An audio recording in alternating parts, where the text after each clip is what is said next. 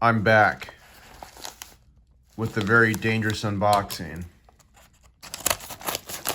One that could lead to rebellion.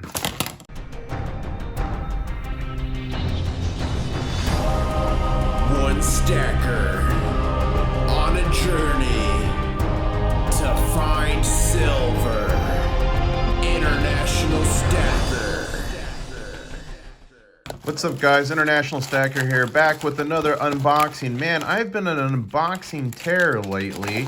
Those of you who don't know me, predominantly on my channel, I talk about and buy gold and silver around the world. I also talk about preparedness, cover disasters that are going on because of my profession. I work in emergency management.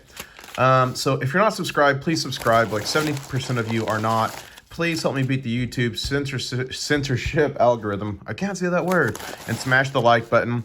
And I'm going to show you a coin here that's commemorating, and I shouldn't say a coin, multiple coins that are commemorating a big event that happened in world history. So let's pull this out.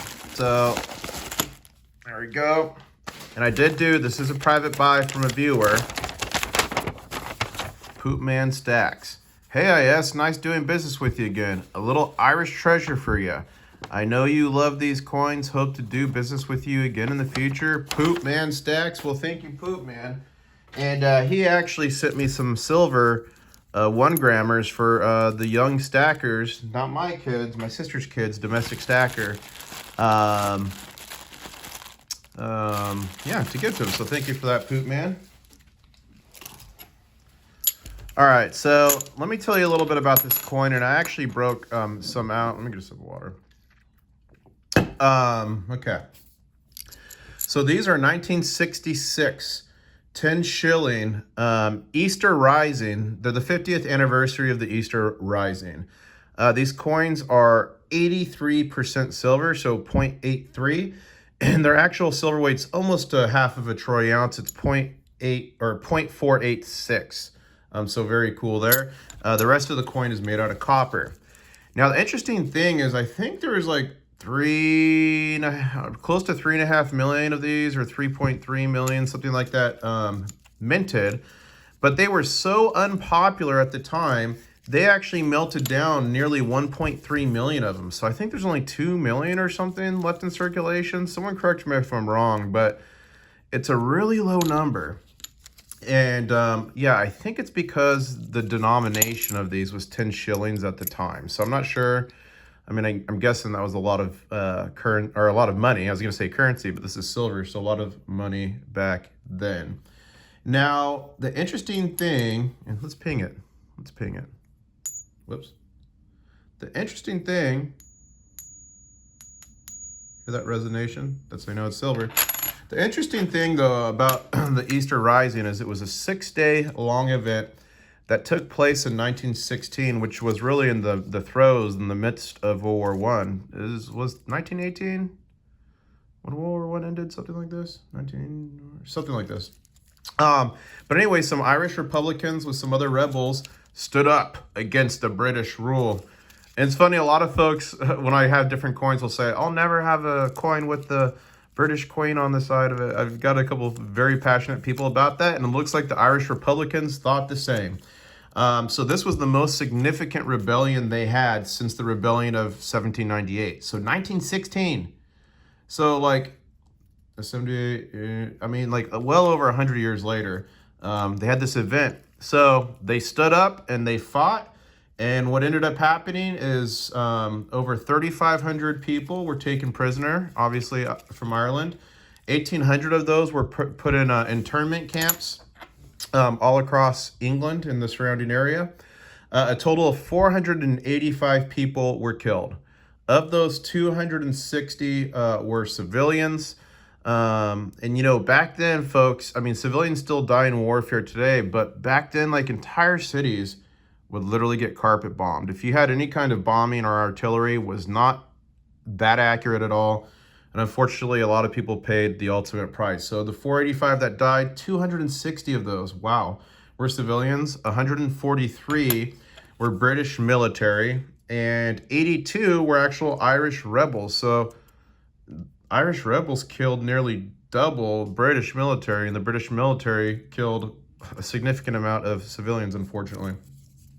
Of the 82 Irish men and women that were killed, the rebels, 16 of those were leaders who were actually executed. Off with the head. I'm assuming back then they probably did chop heads, or maybe they did firing squad. I don't know. And then there was another 2,600 people who were wounded. So super crazy story. I'd be interested if any of you have a little bit more information on the Easter Rising or the Rebellion of 1798 and exactly why these coins were so unpopular. Why were these coins so unpopular? I think it has to do something, again, with the high denomination, with it being 10 shillings. And I see shilling, I'm guessing that says 10, I don't know. I know Erie means Ireland in Gaelic, Erie. But I'm not sure if that means 10. Obviously, we got shilling there. And this gentleman has like, he's like neck down. Looks like maybe he has a shield, or maybe not. Maybe he's on a rock. He's got some sort of like hawk on his shoulder. Let's look here.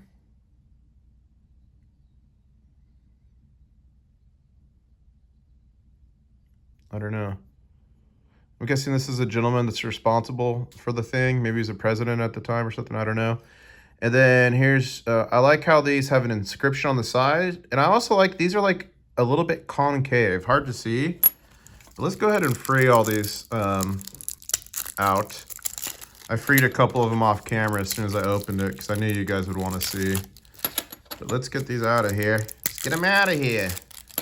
How can you stack silver if you can't stack it, right?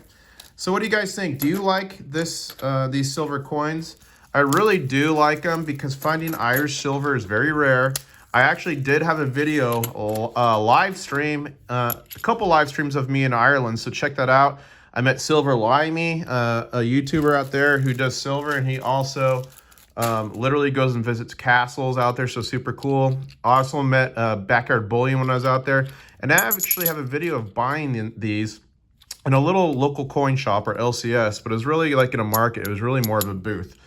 So I bought maybe 8 or 10 of these before, and I just bought 1, 2, 3, 4, 5, 6, 7, 8. I'll put the cost on the screen of how much I paid for these. I did pay a bit of a premium for these, but I mean, any silver has premium on it nowadays, and I know these are rare because a lot were melted down, and I think they have a super cool story behind them. So let me know what you guys think, and again, I'll put that video down below in the description, or maybe I'll put it at the end. But do you like this? And normally you can tell the Irish silver because it has a harp on it. It will have a big harp somewhere on it. If you drink Guinness, you'll know the harp. And I've actually, been to Ireland several times, and I'll tell you, the Guinness beer actually tastes a lot better in Ireland. I think it's because it's like fresh out the tap. I don't know, but it's delicious. And I got to go into the Guinness factory, and I got perfect pint certified, pouring the perfect pint. I got to go to the, what was it called? The Jameson factory. Was it Jameson? Yeah, Jameson. Taste a bunch of different whiskeys. Listen to that. That resignation. Woo! Yeah. So, let me know what you guys think. And again, please subscribe if you're not subscribed. Please smash the like button. Help me beat the YouTube algorithm. And again, don't forget your chance to win one of these for free. Link is in the description below. And if you want to buy some, there's a link in the description below. I get a kickback from it. And thank you to the Coldest Water for giving me this free to try. I do like it. And I might get a few more of these for myself, just for preparedness type things. Because water, remember, you need emergency food and water. I recommend enough to last you a month.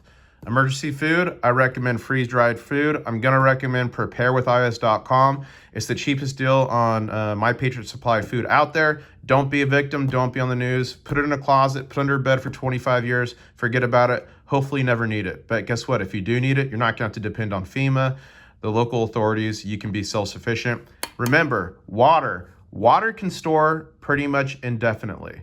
What messes up water is the containers you put it in. So, if it's in plastic containers, things like this, you need to make sure it's food grade, can last a long time. Otherwise, when that container breaks down, especially if it's outside in a shed or somewhere where direct sunlight can get on it, that's a bad thing. So I've been looking for different types of containers to store water. So I'm going to look more into this company and see if they have bigger jugs and something I can store it a little bit safer. Again, I'm not going to store a whole month of water in this, but maybe a couple weeks supply. I don't know. I'm going to look into it. Big shout out to them for sending me this. Big shout out to you for being with me. You guys have been with me for so long. Thank you, because you are what makes it fun. And I guess I'll say, catch you on the next one. Smash the like button like a bug. Woo! One stacker.